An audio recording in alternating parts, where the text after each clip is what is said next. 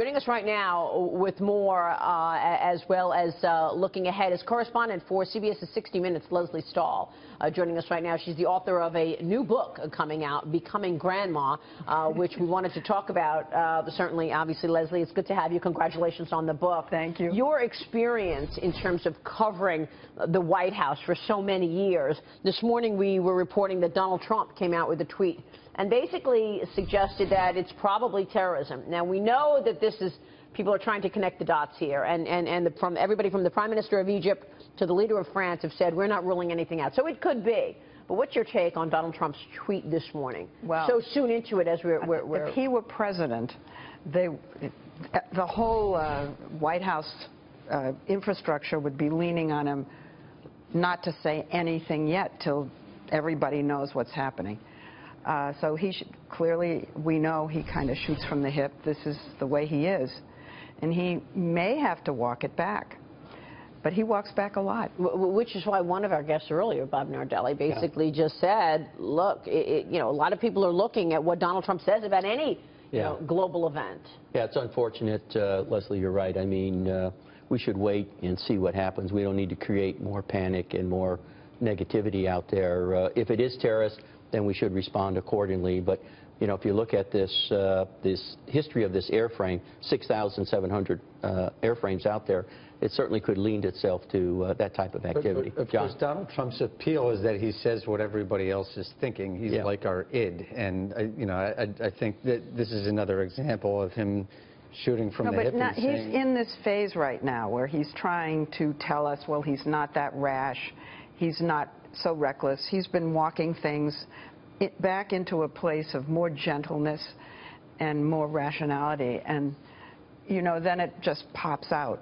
And I think we're going to continue to see that. He's going to try and show us, you know, he could be the commander-in-chief, and then things are going to pop up, and then he's going to go back and forth.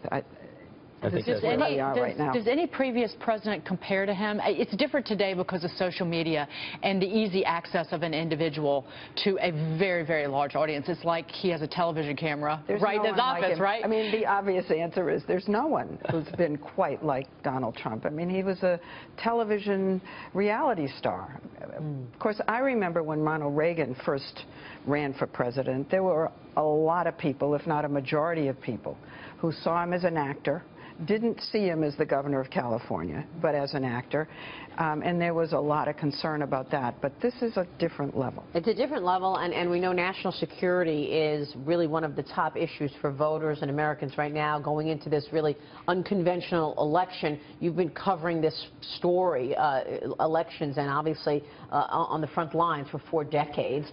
How important and how much of a factor or an impact has terrorism had on this election, do you think?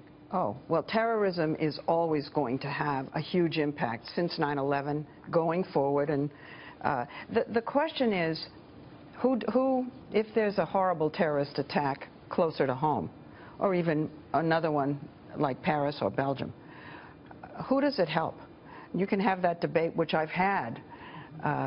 You know, do people want someone who speaks as though he's going to take charge and show everybody? Or do you want Hillary Clinton, who's had a lot of experience in foreign policy? And you can argue both sides. It could be an interesting debate. I think John makes the point.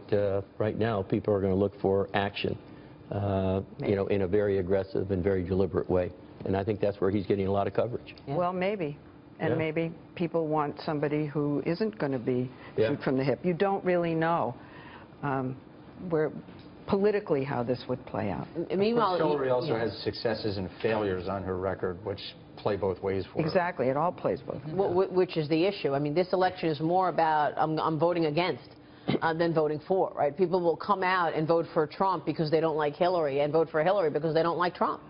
Well, Trump has a lot of very enthusiastic fans around the country. The big, as Mark Zuckerberg said yesterday, the biggest presence on Facebook, on the platform of any presidential candidate, and the most active supporters on Facebook. And one of the advantages he has, I think, is to bring a business perspective to the administration, which we haven't had for 8 years. Right, for sure. And that's why they feel that he'll have a different approach for the economy in terms of creating jobs and leadership on the national security stage.